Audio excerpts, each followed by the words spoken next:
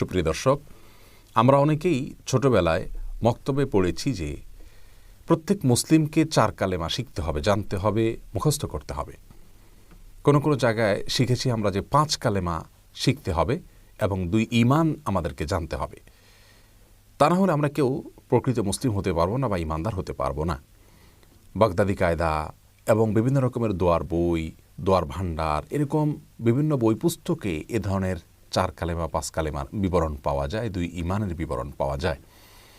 কোরআন এবং হাদিসে আসলেই কি একজন মুসলিমকে এই 4 বা 5 কালেমা পাঠ করা, এই বাক্যগুলো উচ্চারণ করাকে আবশ্যক করা হয়েছে কিনা?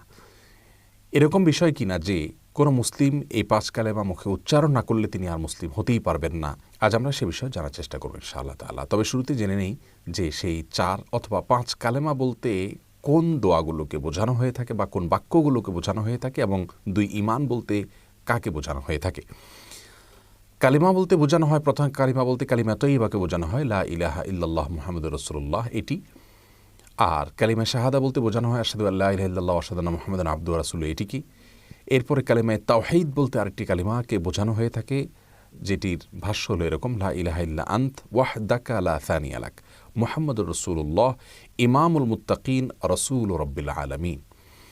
আর কালিমায়ে তামজিদ বলতে আরেকটি কালিমার কথা বলা হয়ে থাকে, যার ভাষ্য হলো এরকম, লা ইলাহা ইল্লা আন্ত নূরান ইয়াহদিল্লাহু লিনূরিহি মান ইয়াশা মুহাম্মাদুর রাসূলুল্লাহ ইমামুল মুরসালিন খাতামুন নবিয়্যিন।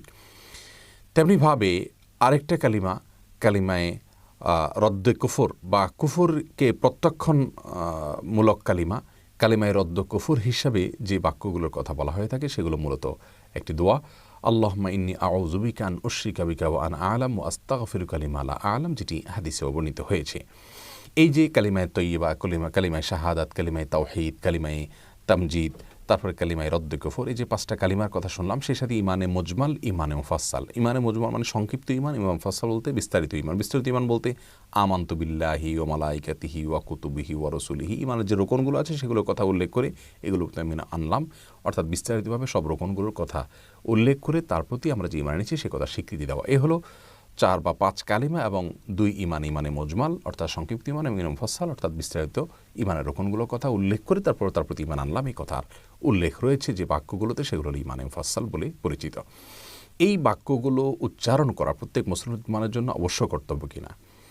এই বাক্যগুলো উচ্চারণ করা প্রত্যেক মুসলমানের জন্য অবশ্য কর্তব্য কিনা, এই প্রশ্নের উত্তরে আমরা সরাসরি যে বিষয়টি বলতে পারি তা হলো 5 কালিমাতে এবং 2 ঈমানের মধ্যে যে বাক্যগুলো রয়েছে সেগুলো আসলে অত্যন্ত চমৎকার এবং যথার্থ। এই বাক্যগুলো প্রতি বিশ্বাস, এগুলোর প্রতি আমাদের ধারণা থাকতে হবে, তা নাহলে আমরা ঈমানদার হতে পারবো না। কিন্তু এই বাক্যগুলো মুখে আমাদেরকে এইভাবে, এই সিস্টেমে কালিমা তয়্যিবা হিসাবে, কালিমা শাহাদা হিসাবে, তামজিদ, তাওহীদ, রদ্দে কুফর এবং ইমানে মুজমাল, মুফাসসাল, এরকম ভাগ করে আলাদা আলাদা করে এগুলোকে পাঠ করতে হবে, এমনটি অবশ্য কর্তব্য নয়। কোরআন হাদিসে কোথাও এরকম কোনো নাম এবং এভাবে ভাগ করে দেয়া হয়নি। 5 কালেমা 4 কালেমাকে আলাদা ভাগ করে দেওয়া হয়নি, যার কারণে এটিকে আমরা অবশ্য কর্তব্য মনে করব না। তবে হ্যাঁ, একজন ঈমানদার ব্যক্তি যিনি আল্লাহর প্রতি বিশ্বাস স্থাপন করেছেন, ঈমান এর পরিচয়, ঈমানের সংজ্ঞা, ঈমানের ব্যাখ্যা বিশ্লেষণ যেটি জানা তার জন্য অবশ্য কর্তব্য, সেটি জানলে এই 5 কালিমা এবং 2 ঈমানের সবগুলোই কিন্তু তার মধ্যে চলে আসবে, আলাদা করে এরকম ক্যাটাগরি ভাগ করতে হবে না। অতএব আমরা ঈমান বলতে কি বোঝানো হয়, ঈমান এর ব্যাখ্যা কি, লা ইলাহা ইল্লাল্লাহ এই কালিমাতুত তাওহীদের দাবি কি, এবং কালিমাতুর রিসালা মুহাম্মদুর রাসূলুল্লাহ, রাসূল কারীম সাল্লাল্লাহু আলাইহি ওয়াসাল্লাম যেখানে রাসূল হিসেবে স্বীকৃতি দেওয়ার কথা রয়েছে, সে বাক্যের দাবি কি, এগুলোর ব্যাখ্যা বিশ্লেষণ যখন আমরা জানবো, ঈমানের রকুন কয়টা সেগুলো যখন জানবো, ঈমান সম্পর্কিত ইলম, আমাদের বেসিক এবং মৌলিক ইলম যদি অর্জন হয়ে যায়, তাহলে এই কালিমা, এই ঈমান সবগুলোই কিন্তু অটোমেটিকলি চলে আসবে। আলাদা করে যদি আমরা মনে করি যে এগুলো মুখে পাঠ করতে হবে, না হলে ঈমানদার হবে না কেউ, তাহলে সেটি ভুল হবে, কারণ এমনটি কোরআন হাদিসে কোথাও নেই। তাহলে সার কথা হলো, খোলাসা কথা হলো যে এই তথাকথিত 4 বা 5 কালিমা এবং 2 ঈমান বলতে যা বোঝানো হয় বা যে কথাগুলো বলা হয়, সে কথাগুলো ভালো এবং সেগুলোর প্রতি বিশ্বাস অবশ্যই থাকতে হবে, কিন্তু এরকম আলাদা ভাগ করে পাঠ করে সেগুলো মুখে পাঠ করতে হবে বা মুখস্থ করতে হবে এমন নয়, বরং সেগুলোর প্রতি, সেগুলোর মর্মের প্রতি আমাদের বিশ্বাস থাকতে হবে, আস্থা থাকতে হবে, সেগুলোর প্রতি ঈমান থাকতে হবে। এ হলো মূল বিষয়। তাহলে ইনশাআল্লাহ আমরা ঈমানদার হতে পারবো।